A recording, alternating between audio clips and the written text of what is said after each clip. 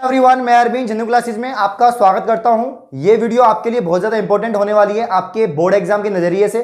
कक्षा 10वीं और 12वीं में पढ़ने वाले जो बोर्ड एग्जाम के विद्यार्थी हैं, स्पेशली हमारे आरबीएससी बोर्ड के विद्यार्थी, तो आरबीएससी हिंदी मीडियम की बात करूं यहां पर, तो आपकी समस्या है निबंधात्मक प्रश्न। वहीं मैं इंग्लिश में बोलना चाहूं तो आपके लॉन्ग आंसर्स को याद करना काफी कठिन समस्या है। मतलब सब लोगों की यही प्रॉब्लम रहती है, सारे स्टूडेंट्स की, कि सर हमें लंबे आंसर्स याद नहीं होते हैं, लॉन्ग आंसर्स याद नहीं होते हैं, निबंधात्मक आंसर्स याद नहीं होते हैं। तो कैसे हम जो बड़े आंसर्स हैं जिनका आंसर 1-1.5 पेज में होता है, उनको कैसे याद करें, कैसे लिखें, इस वीडियो के अंदर मैं बताने वाला हूं। तो पैसेंस बना के वीडियो को एंड तक देखते रहें। आइए हम वीडियो को स्टार्ट करते हैं। तो आपको सबसे पहले मैं बताना चाहूंगा कि जितने भी आपके बड़े आंसर्स होते हैं भाई, नंबर दिलाने वाले होते हैं, क्योंकि निबंधात्मक प्रश्न बनते ही पास कराने के लिए हैं और नंबर दिलाने के लिए हैं। काफी बच्चे ऐसे होते हैं जो निबंधात्मक ही पढ़ के जाते हैं, उनको लगता है कि भाई अगर मैं 1.5 पेज लिखूंगा तो 1.5 पेज में से अगर मैंने 10-20 लाइन ठीक भी लिख दी तो मुझे नंबर मिल जाएंगे। तो ये मतलब नंबर वाले आंसर्स होते हैं, और जो बड़े क्वेश्चंस होते हैं वो नंबर बिल्कुल मिलते हैं आपको। लेकिन जरूरी नहीं है कि भाई नंबर पूरे में से पूरे मिलो, बल्कि मेरा मानना यह है कि पूरे में से पूरे नंबर मिलने चाहिए, और इस बार तो मिलने ही चाहिए, क्योंकि इस बार तो आप सभी को पता है 9 क्वेश्चन आपके आने वाले हैं, जो लास्ट वाला सेक्शन है निबंधात्मक प्रश्न वाला, और 9 क्वेश्चन में से आपको 3 करने होंगे।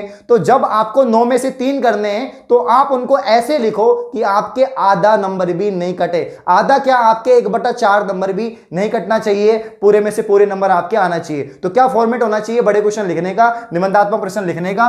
तो यहां पर एक क्वेश्चन मैंने एग्जांपल के तौर पे लिया है, ब्रॉन्टेस्ट, लोरी तथा लुईस के अनुसार अम्ल एवं क्षार को स्पष्ट करो। देखो ये तो साइंस का क्वेश्चन है, लेकिन जनरली जो समस्या आती है बड़े क्वेश्चन करने में वो आती है एसएसटी में, यानी आपका जो सामाजिक विज्ञान है उसमें बड़ी समस्याएं आती हैं। वहीं मैं 12th की बात करूं तो हिस्ट्री, पॉलिटिकल, ज्योग्राफी, इन सब्जेक्ट्स में काफी समस्याएं आती हैं। ये बड़े बड़े 1.5 पेज के आंसर्स होते हैं, तो इनको कैसे लिखे? क्या एग्जामिनर के पास में इतना टाइम है कि वो आपके आंसर्स को इतना पढ़ने बैठेंगे कि वो 1.5 पेज के आंसर्स को, सारी लाइंस को एक एक करके देखेंगे, एक एक करके पढ़ेंगे? उनके पास में इतना टाइम नहीं होता है, क्योंकि बंडल कॉपियों की होती है, बंडल्स होते हैं कॉपियों के, इतना टाइम नहीं है। कुछ मिनट्स होती हैं एक कॉपी को चेक करने के लिए। बच्चों, आप किसी भी सवाल में अटक गए हो या आपसे सोल्व नहीं हो पा रहा है, बस आपको उस क्वेश्चन का फोटो लेना है, क्वेश्चन को क्रॉप करना है, और 5 मिनट के अंदर अंदर आपको उस क्वेश्चन का वीडियो सॉल्यूशन मिल जाएगा। फिर चाहे आपका क्वेश्चन होमवर्क का हो, सीबीएसई का हो, यूपी, बिहार, महाराष्ट्र, राजस्थान, एमपी या किसी भी बोर्ड का हो, आईआईटी, नीट, क्लास 6ठी से 12वीं का सवाल हो, इन सवालों का जवाब मिलेगा डाउटनट पर। या फिर किसी भी सब्जेक्ट का हो, physics, chemistry, maths, biology, science, आपके सभी सवालों के जवाब मिलेंगे डाउटनट पर। साथ ही क्लास 9वीं से 12वीं तक की चल रही है हिंदी और इंग्लिश मीडियम की लाइव क्लास। अब पूरी पढ़ाई होगी डाउटनट पर। 3 करोड़ से ज़्यादा बच्चे पढ़ाई कर रहे हैं डाउटनट ऐप पर। आप भी जाइए और इंस्टॉल कीजिए डाउटनट ऐप।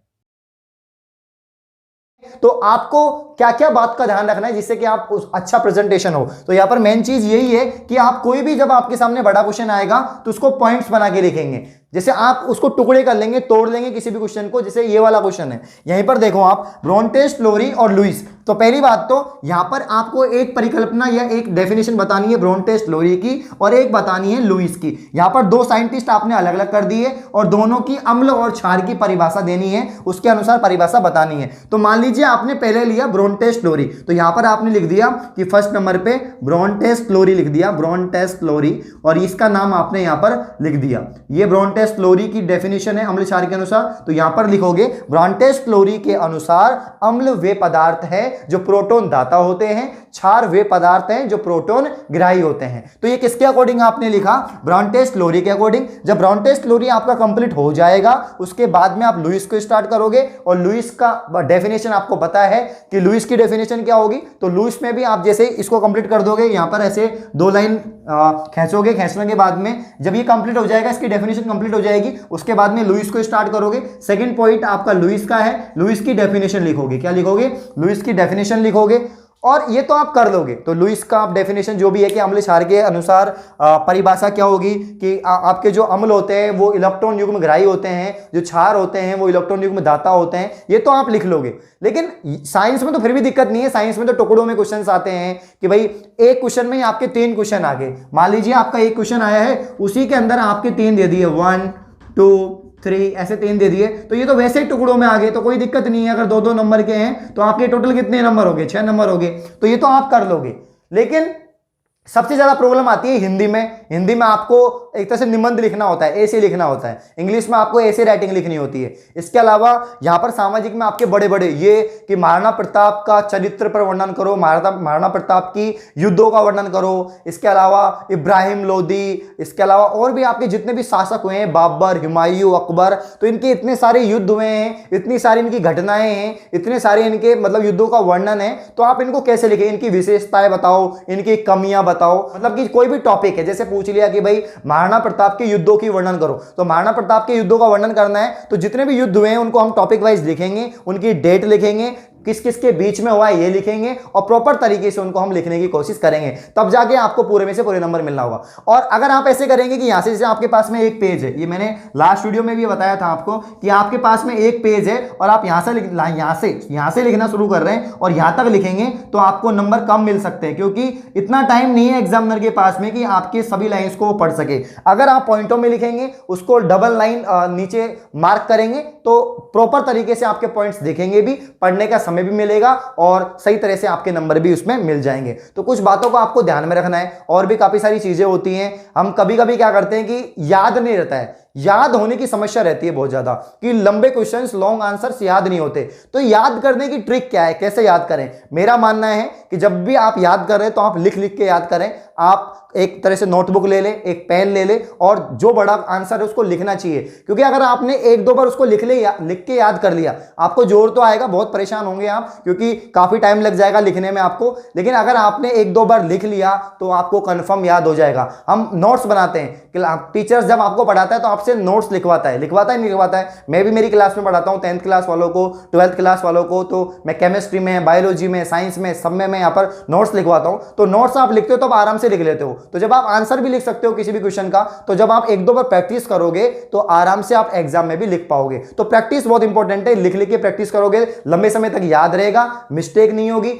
ज्यादातर जो आरबीएससी बोर्ड के स्टूडेंट्स हैं वो अशुद्धियां करते हैं, बहुत ज्यादा लिखने में अशुद्धियां करते हैं। जैसे कि साइंस में यहां पर मैं बात करूं तो साइंस में साइंटिफिक नेम लिखने में बहुत अशुद्धियां होती है बच्चों से। मैं खुद देखता हूं, मैं खुद टीचर हूं, मेरी अपनी स्कूल में मैंने देखा है, मैं टेस्ट लेता रहता हूं स्टूडेंट्स का, तो बहुत गलतियां करते हैं, अशुद्धियां बहुत करते हैं। तो मैं उनको समझाता हूं अशुद्धियां आपसे तब हो रही है जब आप लिख लिख के नहीं पढ़ रहे हो, आप आंसर्स को मतलब कि एक तरह से अपने नोटबुक में नहीं लिख रहे हो, आप नोटबुक में मेंशन करो, बार बार प्रैक्टिस करो लिखने की, तो गलतियां भी नहीं होंगी, अशुद्धियां भी नहीं होंगी और आपका जो आंसर्स है लॉन्ग आंसर वो भी याद हो जाएगा। तो पॉइंट बना के लिखने का तरीका बेस्ट है। इसके अलावा सारी चीज को मेंशन करो, गैप छोड़ो। अगर आपको लग रहा है बड़ा आंसर है तो आप एक लाइन का प्रत्येक पॉइंट के अंदर गैप छोड़ सकते हैं। डेट वगैरह का विशेष ध्यान रखो, कौन से साइंटिस्ट ने कौन सी खोज कब करी है, कौन सी परिभाषा कब दी है। अगर युद्ध की डेट है तो युद्ध की डेट भी मेंशन करो, किस किस के बीच में हुआ, ये सारी चीजें, मतलब छोड़ो मत कुछ भी। और इफेक्टिव लिखो, सबसे इंपॉर्टेंट काम है कि आप जितना इफेक्टिव लिखोगे उतने ज्यादा मार्क्स आएंगे, जितना नीट एंड क्लीन वर्क करोगे उतना ज्यादा मार्क्स आपके आने वाले हैं। तो लॉन्ग आंसर्स को याद करना कोई फंडा नहीं है। मेन फंडा यही है कि भैया लिख लिख के पढ़ लो एक बार, आपको आराम से याद हो जाएगा।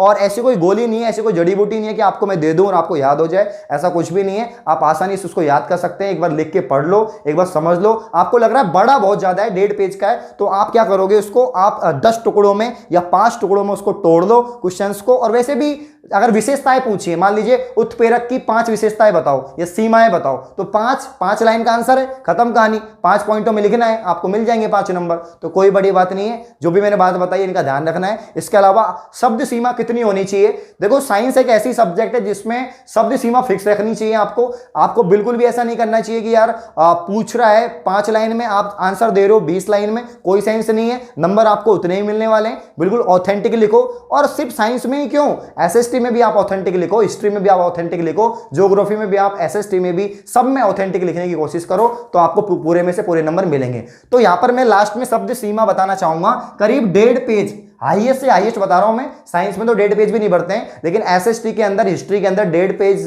समथिंग हो जाता है। तो 1.5 पेज या 2 पेज के आसपास आपके पूरे नंबर मिल जाएंगे, 6 नंबर। और इस बार आपके पास शानदार मौका है तीनों के तीनों क्वेश्चंस को राइट करने का और पूरे 18 नंबर प्राप्त करने का। तो आई होप इस वीडियो को देखने के बाद आप 18 नंबर प्राप्त कर लेंगे। और जो भी मिस्टेक मैंने बताई है कि इन बातों को ध्यान में रखें, वो आप ध्यान रखेंगे और मिस्टेक्स नहीं करेंगे। तो अगर ये वीडियो आपको अच्छी लगी, वीडियो को लाइक करें, कमेंट करें, शेयर करें। धन्यवाद।